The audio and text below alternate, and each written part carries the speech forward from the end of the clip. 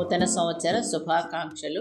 ఆ దైవాది దేవుడు గత సంవత్సరం అంతయు తన బలమైన రెక్కల క్రింద కాచి కాపాడి సంరక్షించి మనందరికీ ఒక నూతన సంవత్సరమును దయా కిరీటాన్ని దయచేసినందులకే ఆ దైవాది దేవునికి వందనాలు చెల్లిస్తున్నాను. ఈరోజు మా పాపకు జలుబుగా ఉందని మా బాబు మటన్ పాయ తీసుకొచ్చాడండి. ఆ రెసిపీ ఎలా చేయాలో చూద్దాం. ముందుగా మటన్ పాయాని వేడి నీటిలో చేసి బాగా కడిగి శుభ్రం చేసుకుని పక్కన పెట్టుకోవాలి. పాన్లో ఆయిల్ వేసి వేడెక్కాక జీలకర్ర వేసి కొద్దిగా వేగిన తర్వాత కరివేపాకు పచ్చిమిర్చి వేసి అవి వేగాక ఉల్లిపాయలు వేసి గోల్డెన్ బ్రౌన్ కలర్ వచ్చాక అల్లం వెల్లుల్లి పేస్ట్ వేసి పచ్చివాసన పోయే వరకు ఉంచి తర్వాత టమాటో ప్యూరీ వేసి ఆయిల్ సెపరేట్ అయ్యాక కడిగిన ఈ మటన్ పాయాని వేసి 3 minutes మగ్గనిచ్చి కారం పసుపు సాల్ట్ వేసి ఒక గ్లాస్ వాటర్ పోసుకోవాలి. తర్వాత కొద్దిగా చింతపండు పులుసు వేసి బాగా దగ్గరగా అయ్యాక కొత్తిమీరతో చల్లుకొని టేస్టీగా ఉండే మటన్ పాయ కర్రీ రెడీ.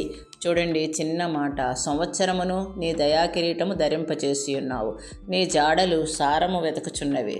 చూడండి, ఈ వాక్యము మన జీవితంలో ప్రతి సంవత్సరము దేవుని చేతుల్లోనే ఉందని గుర్తు చేస్తుంది. మన శ్రమ ప్రణాళికలు మాత్రమే కాదు, దేవుని దయే సంవత్సరాన్ని అందంగా అర్థవంతంగా చేస్తుంది. కష్టాలు ఉన్నా లోటుపాట్లు ఎదురైనా దేవుడు తన కృపతో ఆ సంవత్సరాన్ని కిరీటంలా అలంకరిస్తాడు. గతంలో జరిగిన బాధలు అపజయాలు గాయాలు మరిచి దేవుడు చేయబోయే నూతన కార్యాన్ని విశ్వాసంతో ఎదురు చూద్దాం. అప్పుడే మన జీవితంలో కూడా అరణ్యం ఏమవుతుందండి, మార్గం అవుతుంది. బీడి ప్రదేశం ఏమవుతుందండి, ఆశీర్వాదంగా